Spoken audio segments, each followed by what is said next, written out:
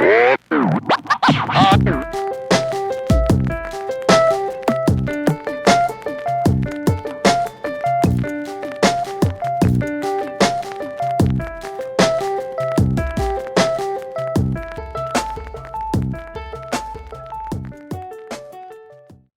before we do this, do you know you remember how melodic minor works, right? We talked about that once.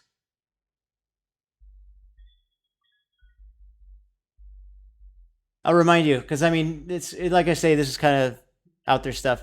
It's like Dorian with a major 7. All right, so basically then, yeah, you just played Dorian. That means it's, it's got a 6th, raised 6th. So, and then you just play major 7. But the way you could think about it is just putting a major 7 in your dominant chords. Oh, sorry, putting a major 7 in your minor 7 chords. If you do that, you'll be kind of superimposing over that minor 7 chord. You'll be superimposing a harmonic minor or melodic minor. Either one of them, they have major 7. Which one it is will depend on the 6th then. So here's what I do. Let's play a melodic minor mode. Well, or notes from it over every single chord. All right? So we'll practice really like just harping on this melodic minor stuff. Over majors... Oh, major 7, we'll just do Lydian. There is a melodic minor mode that we could do, but like let's really not overdo it that extreme. So on a major 7 chord, we'll do Lydian. On a dominant chord, we'll play Lydian dominant or altered, depending on if it's functioning or not. And just for the heck of it, if you want, when you have the minor 7 chords, you can play a major 7, and then you'll be playing melodic minor, right? And that's a pretty hardcore assignment. So if we have to do this again next week, that'd be pretty much to be expected. Nobody would master this in a week. All right, so B flat major 7. Go ahead and play B flat major 7, add the sharp 11.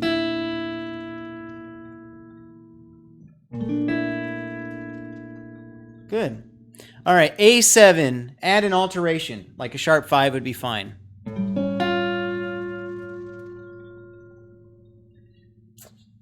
Good. And now play D minor 7.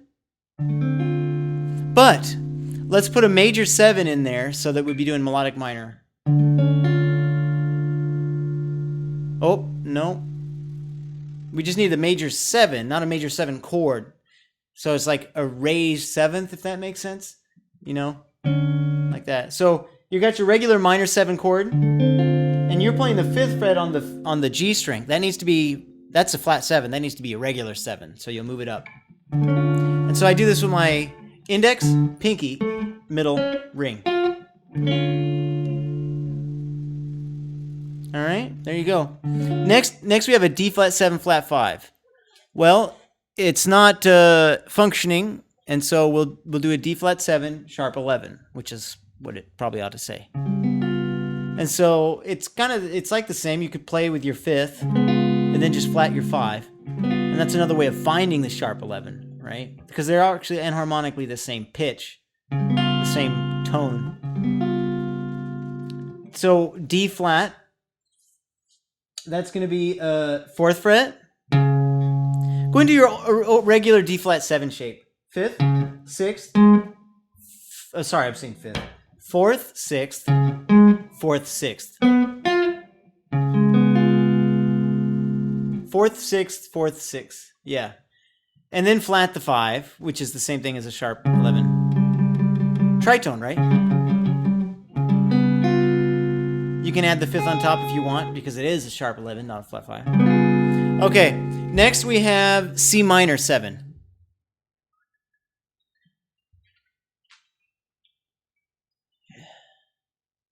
Four, 5, 4, 6. 4, 5, 4, 6. Okay, next we have a C minor 7. So go ahead and do regular C minor 7. If you want to try to do melodic minor, just put a major 7 on it instead of a flat 7. Which I mean to say like a regular 7, whatever. There you go. And now we have an F7. Is this a functioning or non-functioning chord? Coming from C doesn't matter. What determines if it's functioning or not is what it's going to.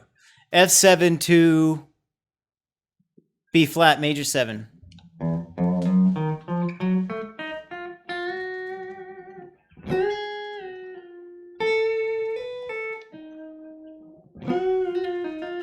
Wouldn't be what?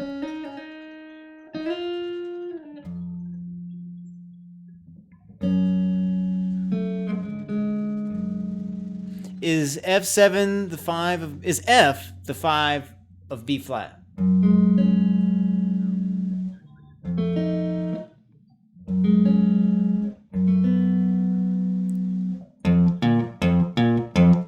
Right? It is. So F is the 5 of B flat. And so that means we do F what? Exactly. Altered. That'd be the 1 because it's functioning. We do altered over the functioning dominant chords. So play a root, third, and 7, and add an alteration. You could do any alteration.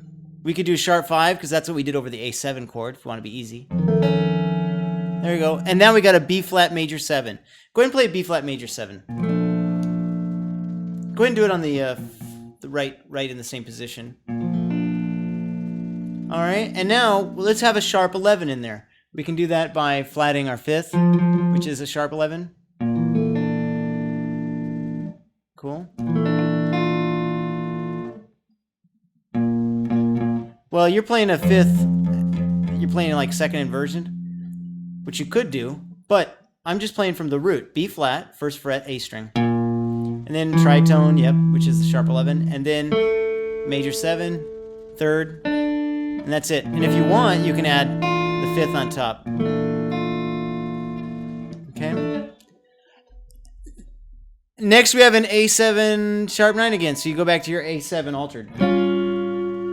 Just doing the shape that we know. You could do any shape, but we'll just take it easy. Next, we have a D minor 7. So do D minor 7. Go ahead and make it a major 7 to do melodic minor.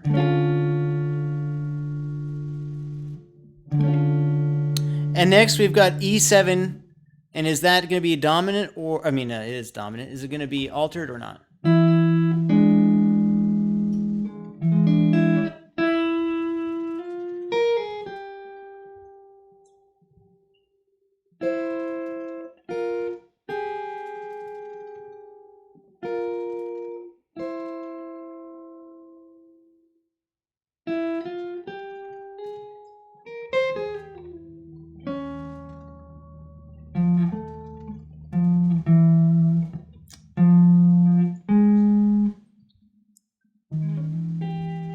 It's a dominant chord. What do we play over it? Yep, exactly. Because it's functioning. So we do altered.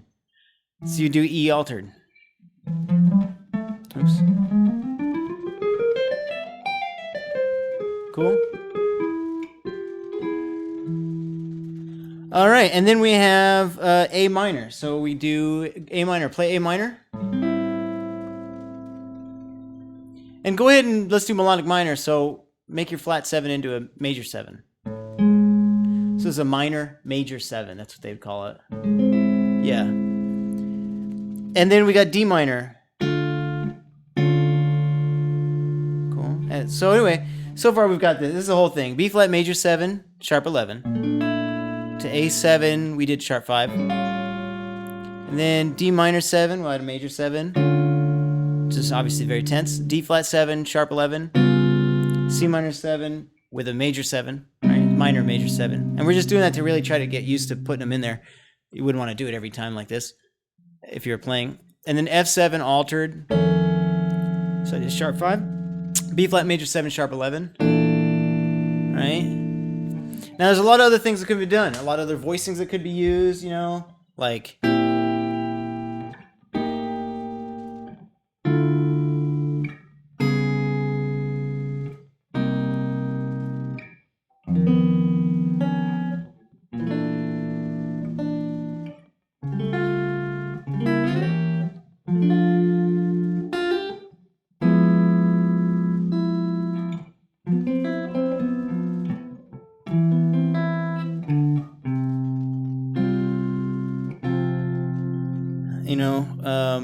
and then back to the B flat major 7 sharp 11 would be cool. Something like that.